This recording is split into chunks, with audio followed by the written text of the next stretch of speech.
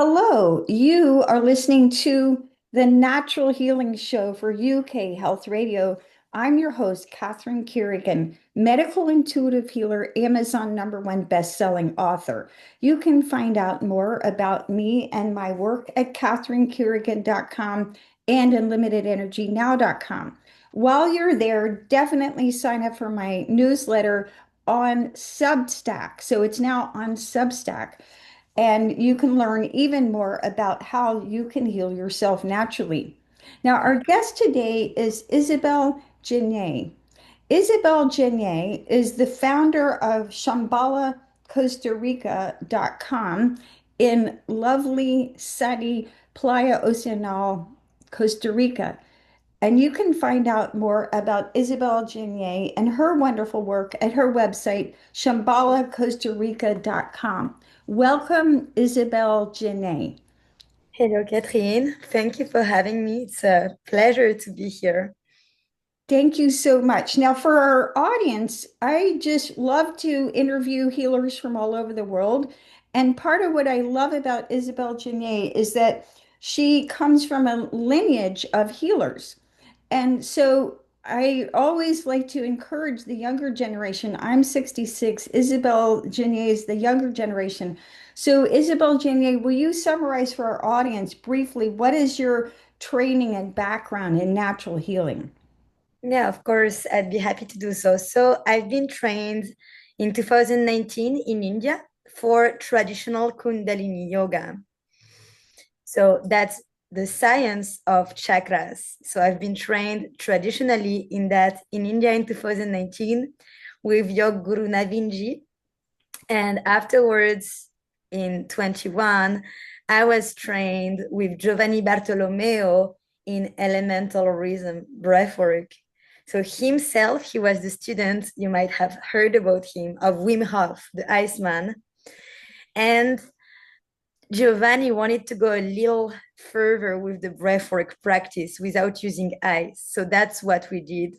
And the practice is called elemental rhythm. And it's such a powerful practice because it allows you to process trauma, emotion, to get clarity, to work with intention just through the breath. So that's the second aspect of my training. And then from my family and my ancestry, that's from Altai Mountains in Siberia. I did receive a traditional shamanic training because that's part of my family. And so I'm really honored to carry the torch for them in that direction. And yeah, I'd be happy to tell you more. I think we're going to come back to that later. Yeah, it's so fascinating. So again, I think that many of us who go into natural healing, we start in one path and then it expands as our curiosity expands. So Isabelle Geniet comes to us from a background in Kundalini yoga, breath work, and traditional shamanism. Now, you have founded a program at shambhalacostarica.com to help people reset their nervous system. Why does anyone need to reset their nervous system? Well, the answer to that is actually pretty simple. The issue is that our modern lives make us chronically dysregulated. And the reason to that is like we're not meant to spend hours behind the screen without moving our spines. Naturally, the nervous system, so we have two, right? The parasympathetic that allows us to rest and relax, and the sympathetic nervous system that will help us get things done. And with all the stimulations that we have in cities, in our environment, that makes our systems dysregulated in the sense that we're not able to naturally shift from sympathetic to parasympathetic. Naturally, every 2 hours in a healthy person, it should happen. But with our phones, the screens, the stress, we tend to stop doing that. So we become dysregulated. And the idea behind the nervous system reset is to teach people many different techniques from different schools of practice and many traditions, different ways to work with the vagus nerve and the nervous system. And in 1 week, we completely reset the nervous system, and people go back home with many techniques on how to stay regulated. Fantastic. Now, Isabelle Geniet, how can a person tell if their nervous system is out of balance? Well, that comes as in anxiety, but also stress levels. People think that they have metabolic issues. So that means that the food that they eat makes them a little sick. But an easy way to see if you're regulated or not is to take your hand, lock one nostril, breathe through it, then lock the other nostril, breathe through it, and you will see that you always have one of the pathways, so one of the nostrils, that is more open and where air flows more than the other. And that's a clear sign of which nervous system you're using now. If in around 2 hours it shifts to the upper nostril, you're regulated. If in 2 hours it's still working on the same one and this is not moving properly from one nostril to the other, then that's a clear sign you dysregulated.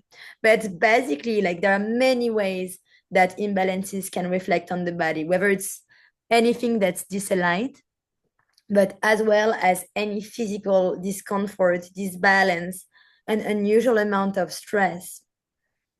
So that are some of the ways you can see that your nervous system needs some work, some love, some Yeah, practice.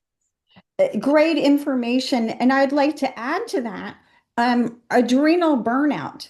So, one of my 10 books is called Unlimited Energy Now, and it's all about how to restore your energy because when we're chronically stressed, we move through the three stages of adrenal burnout.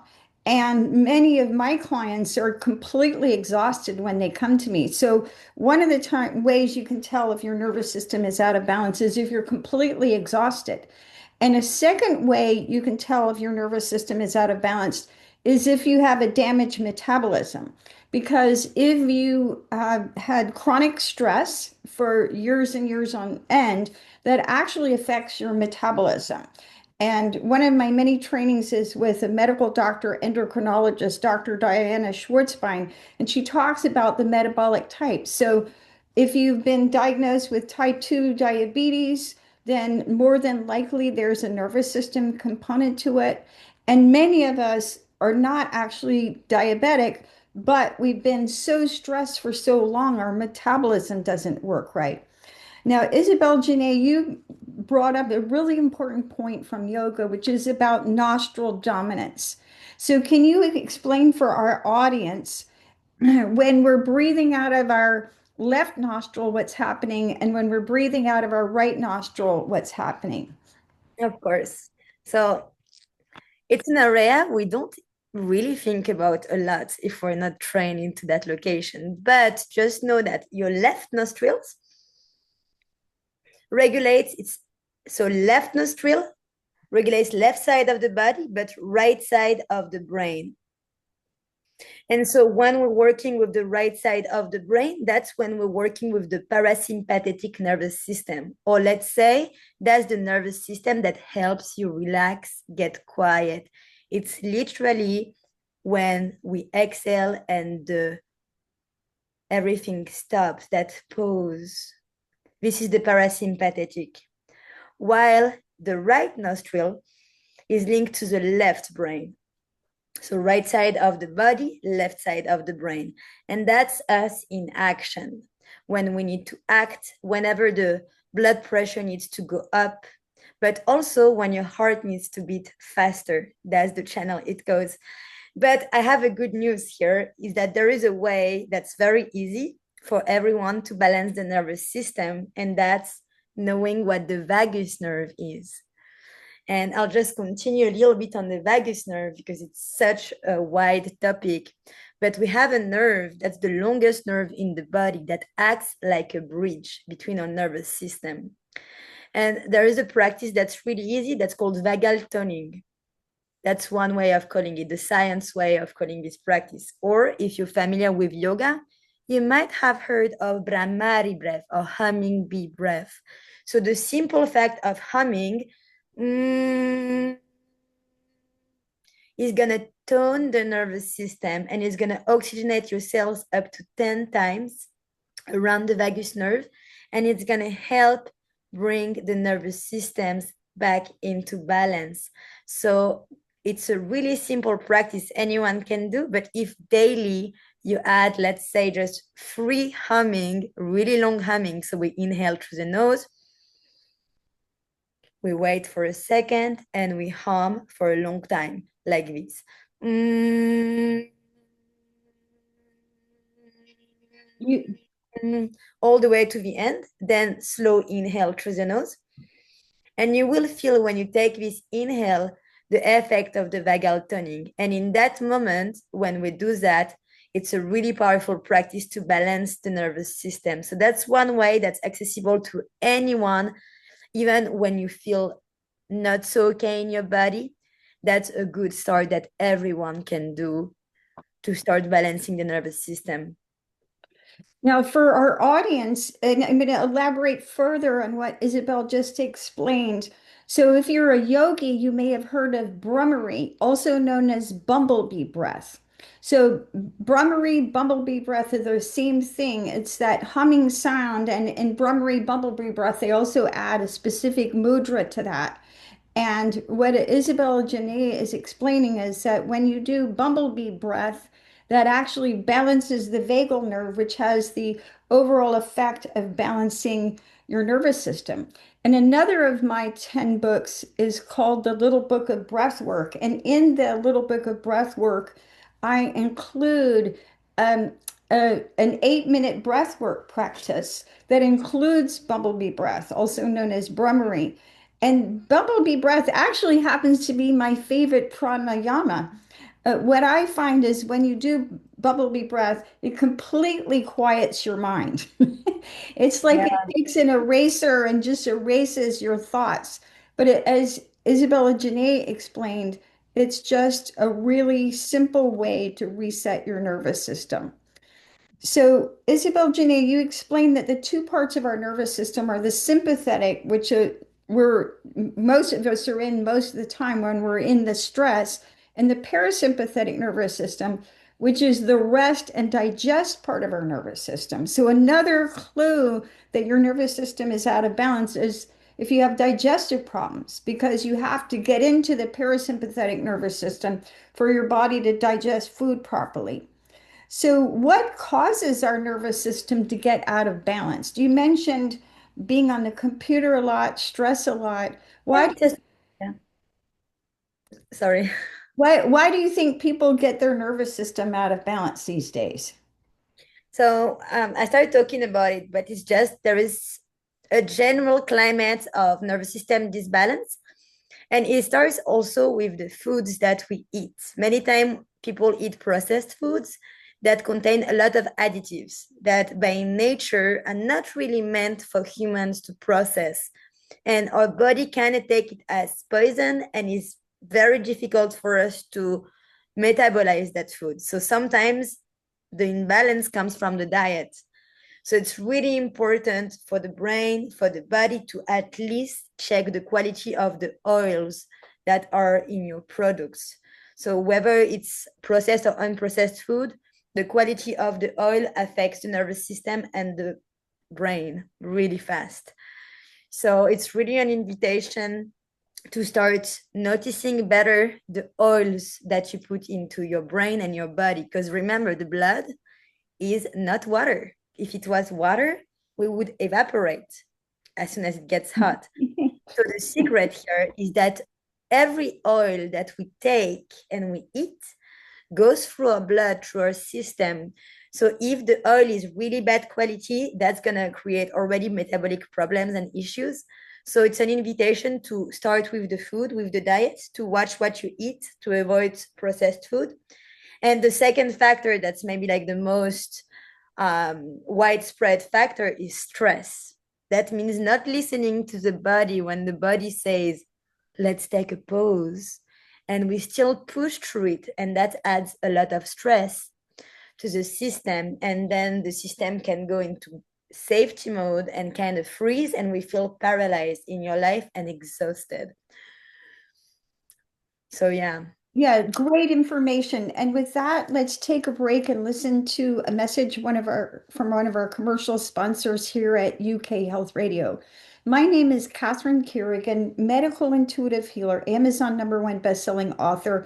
We're listening to Isabelle Geniet, the founder of Shambhala Costa Rica.com, learning about how and why you need to reset your nervous system. We'll be right back.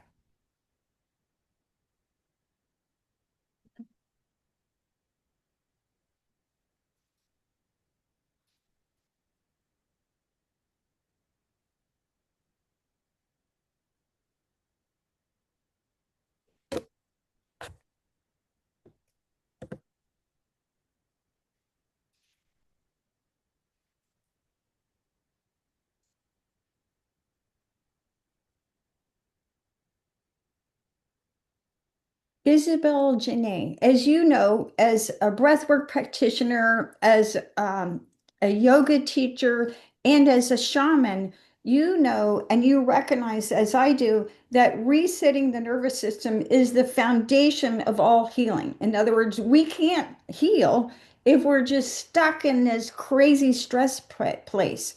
Why is resetting our nervous system the foundation of all natural healing? Well, in life, we have the choice. There are two ways that life takes us to ascension. And that's, of course, to take us to alignment so we can walk our true paths. And that's practice, so having a daily practice, or pain. And so if we don't make the changes that our nervous system is alerting us from, pain will come into our life. And so we'll have to deal with the issues anyway, but it will be through pain. And the beauty of knowing how to regulate your nervous system is that you can have the choice if you want to have a daily practice where you activate your vagus nerve, where you regulate your nervous system through breathwork, yoga, movement, many ways to do it.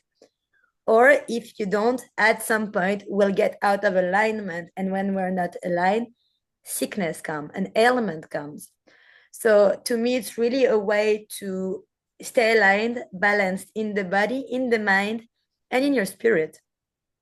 So great answer. And I would add to that is that as long as a person is staying stuck in that frenetic fight, flight, or freeze place, and as you said, then we don't have the choice.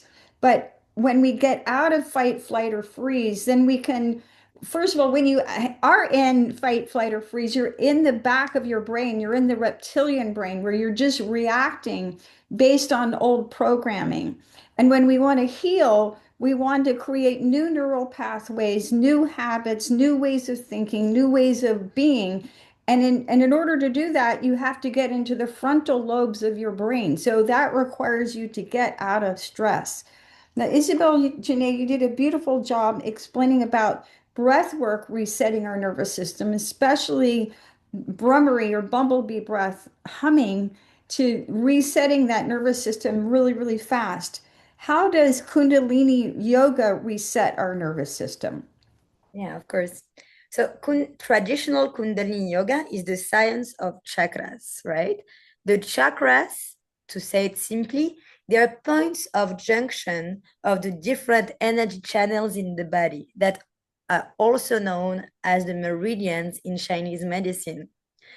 And so the main junction of these channels are called the chakras. And so Kundalini yoga is the science of chakras, or the science of alignment. And it's based on three different tools. The first tool, and it's a tool that's widely misunderstood, is Tantra. Tantra, it literally means Tan is the body, Tra is a tool. So Tantra is a tool for the body. Here, we're going to understand that each of these meridian junction points, the chakras, they're linked to a body movement. So we're going to activate that body movement so we can purify what's around the channel and in the point.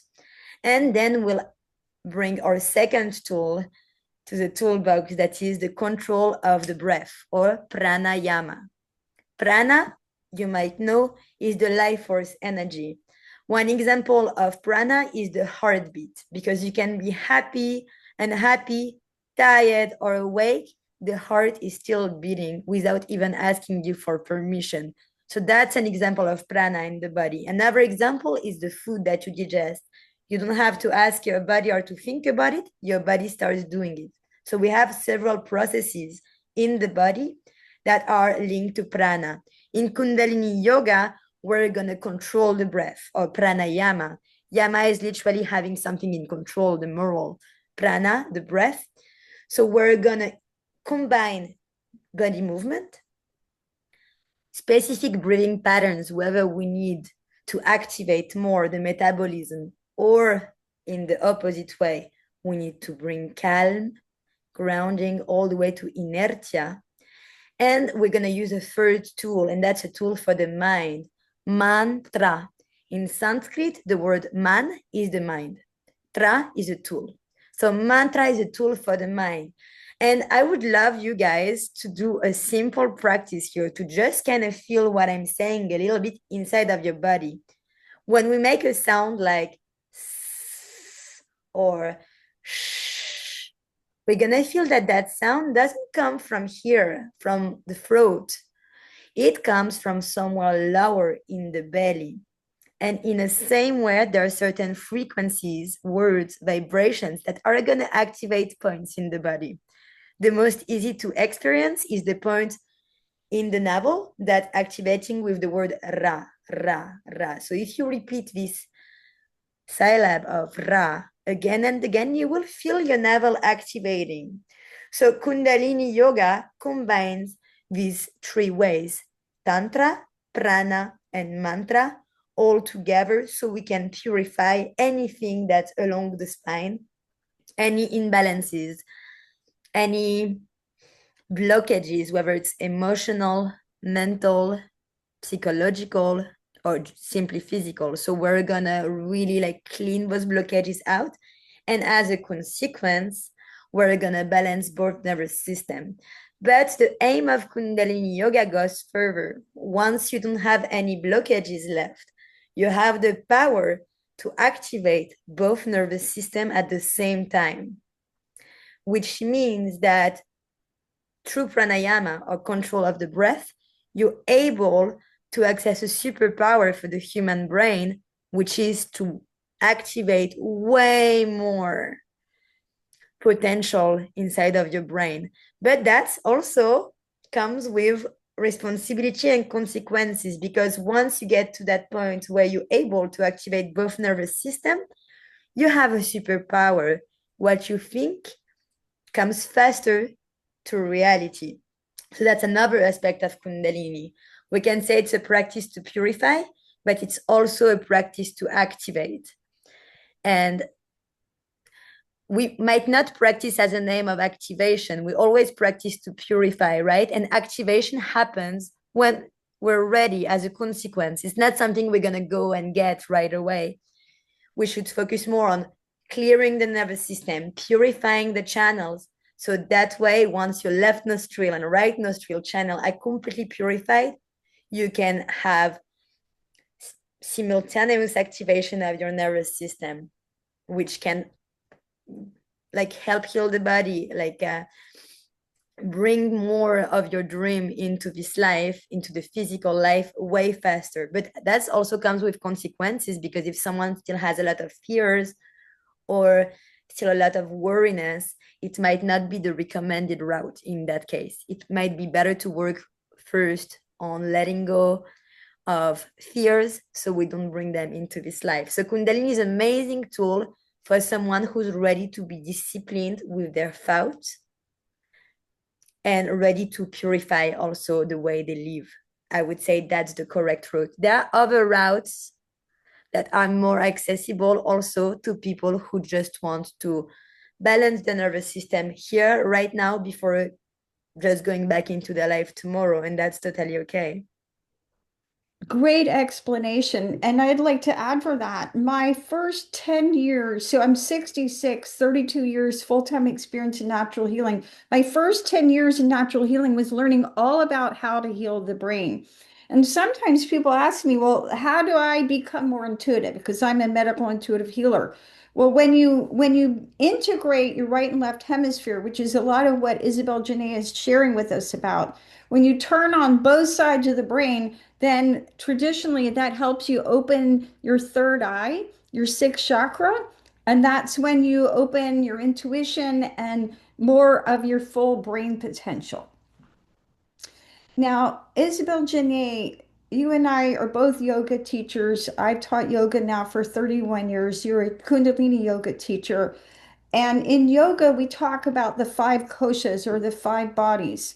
What are the five koshas for our audience, and how can balancing our koshas help us reset our nervous system? Of course. So I'll be happy to talk about that. I'll keep it a little like simplified because if you're interested in that subject, there are many books that are written. And so it's based on the theory that we have five bodies and that these bodies don't stop where our physical bodies stop. And a simple way to explain that is like when you feel strong emotions, how can you locate this emotion in your body? Haven't you ever felt very strong emotion where you felt like the emotion was somewhere around you, not even just in your physical body, but all around you? If you did experience that, that was you experiencing more than just the physical layer of your bodies. So they're called the layers. Kosha in Sanskrit translate to layers. So you got to imagine that our physical body that wants to eat and pee is the first layer. Then we have the second layer, that's an emotional layer. But where is that layer? Traditionally, we would think that it's a few centimeters outside of your physical body. And Then you have, I'm gonna interrupt. So your the second layer is the prana maya kosha, the energy body, right? Yeah. So it's not emotional, it's the energy system. Go on. yeah. Yeah, I was gonna come to that. Okay. And what's just like, because I don't want to go into each of the layers because I feel it wouldn't be interesting as a topic here, but I feel like I just want to share a few things about these layers. Um, like the pranayama kosha that she was the prana kosha that Catherine is talking about. What's beautiful about it is that when we work through breath work, and why is it so powerful, and why does it bring changes on the physical body, on the emotional body, on the mind, is because we're not working in the body, we're working in that layer of the prana kosha. So that means that when we breathe, because that layer is around the body, it will take anything that's below in vibration. And by nature, your emotions, and even like emotions like anger, like anything that's digestive, it's below the breath. So that means that when we get really deeply and we start becoming one with the breath, it automatically will work on the physical body, on the emotional body, on the mind, just by working on the breath. And to me, that's the beauty of understanding the koshas, is when something is not changeable by the mind or even by the body, why not getting there through the breath? And that's why breath work now has been proven to be such a life-changing practice for everybody. And just to finish with the koshas, when we go into the thinner layers of the kosha, we get the layer right after the breath is intuition. That's where we connect to our intuition. That's where we can hear the voice that's supporting us in this life. That's when we know how to make the difference between a thought and an intuition. And the more we become in tune with these thinnest, most subtle layers of being, the more we can listen to our intuition. And the last layer of being is the soul, is the flame of our soul that we might or not experience in a waking consciousness in this lifetime. But just know for everybody, it's here. Yeah. Oh, and I have to say, as I studied yoga, that evolved my own practice of healing. And when I do medical intuitive readings, I read what I call the five levels of the being: physical, you know what that is, the energy body, which includes your chakras, the breath, and the acupuncture system. The emotional, which is the largest part of anything and of any of us, because emotions can shut down anything. Your mind, which is like your mental operating system, your thoughts and beliefs. And finally, what Isabelle was, Geniet was talking about, which is your soul, which is the eternal, timeless aspect of yourself. And with that, let's take a break and listen to another message from one of our commercial sponsors. My name is Catherine Carrigan, medical intuitive healer, Amazon #1 bestselling author. We're listening to the brilliant and beautiful Isabelle Geniet, founder of Shambhala, Costa Rica.com. We'll be right back.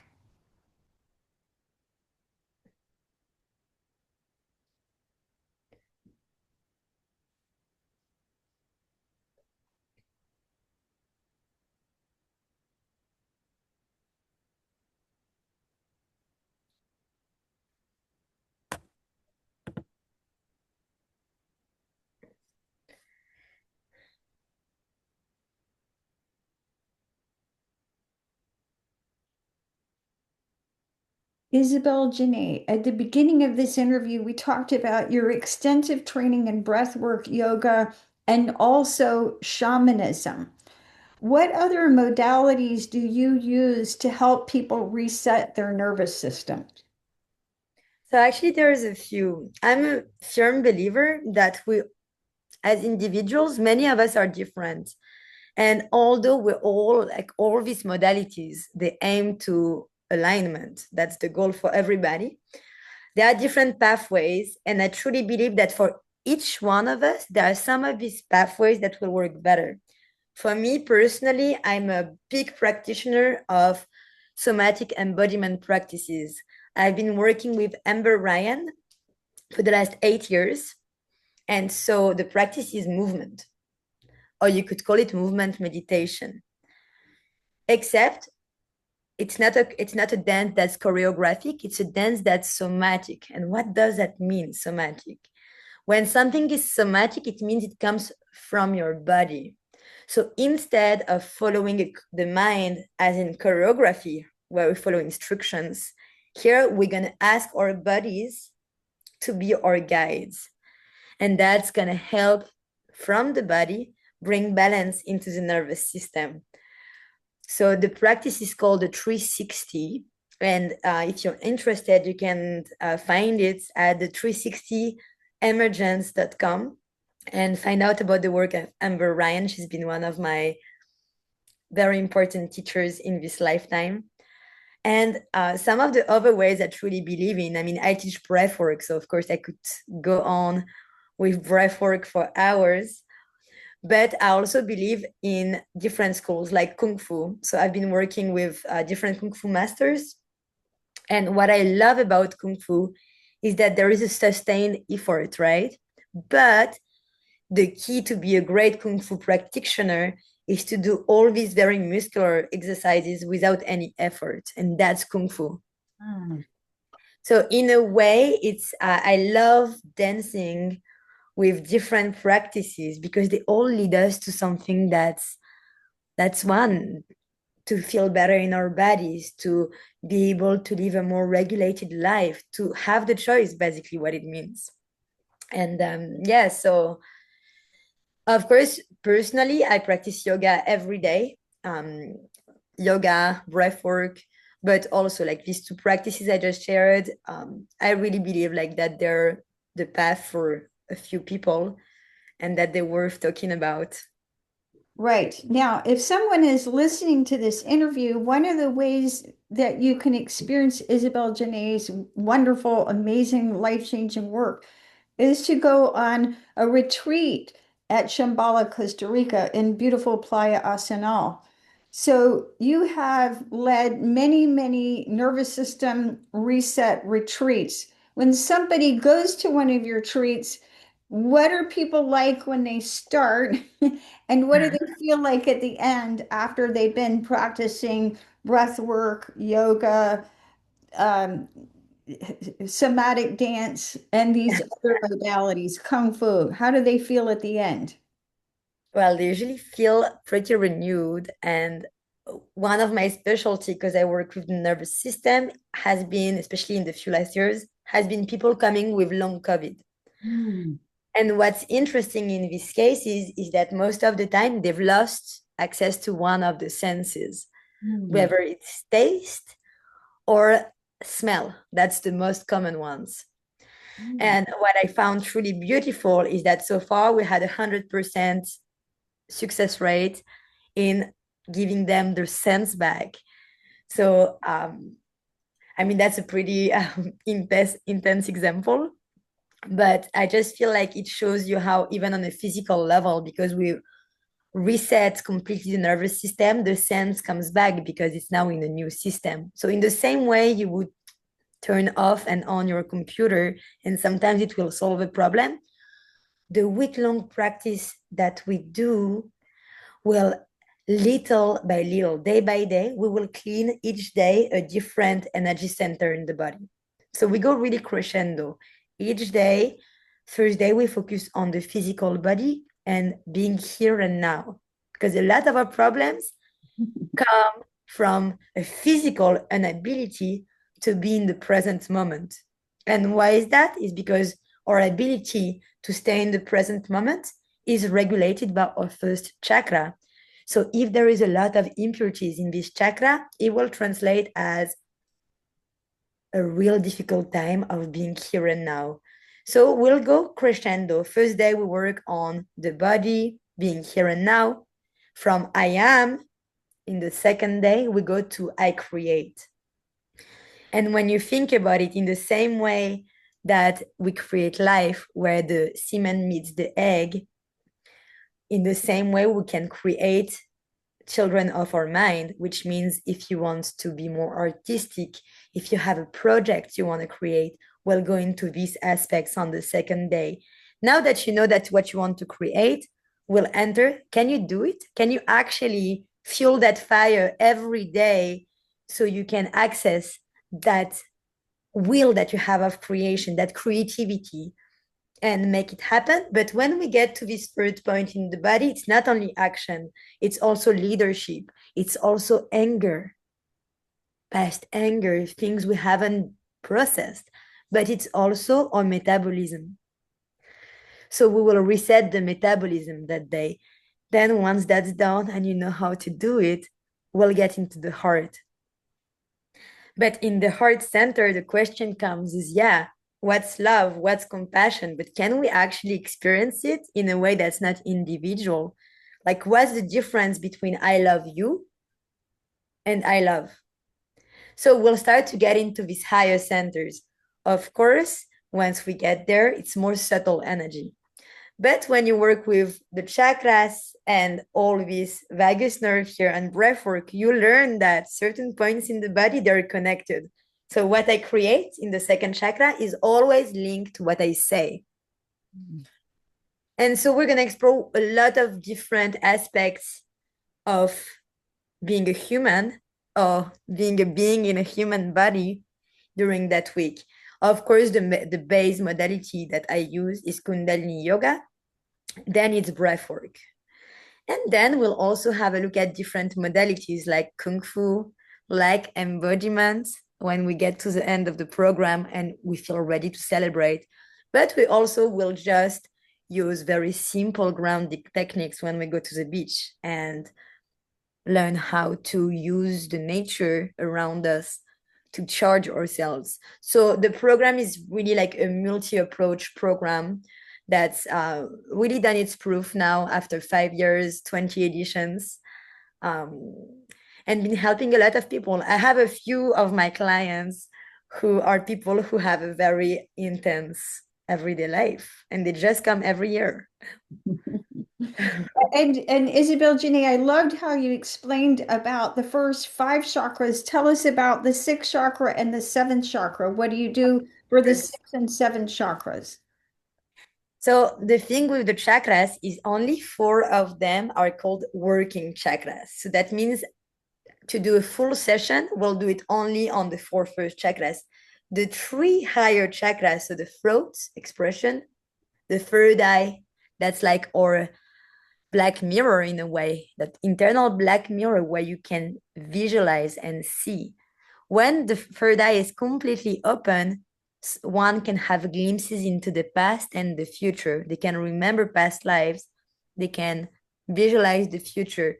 But without talking about time, having an open third eye is such a great tool because you can visualize what you want to create and make it more potent in your vision, and what you can see, you can probably do it. So the third eye, there are many ways to open it, but the most important thing to check is what toothpaste are you using? Because if you're using toothpaste with fluoride, it's going to be extremely difficult to open the third eye. The reason to that is fluoride is chains of molecules that are very, very linked together, and they calcify the pineal gland. And when the pineal gland is calcified, it's extremely difficult to have any sense of visualization. So the first advice I would give you is to literally control what toothpaste you use, as well as salt. A lot of salts have fluoride added, and it will be not impossible, but almost impossible if you're using these products daily. There are scientists that are working on that topic to make it more widespread, the information on how that happens. But the first advice is truly to stop using these products, and you have alternatives. And then the last chakra, Sahasrara, is where we talk about the 1,000 lotus of Buddha. So once we get here, we lose our sense of I. We get into all.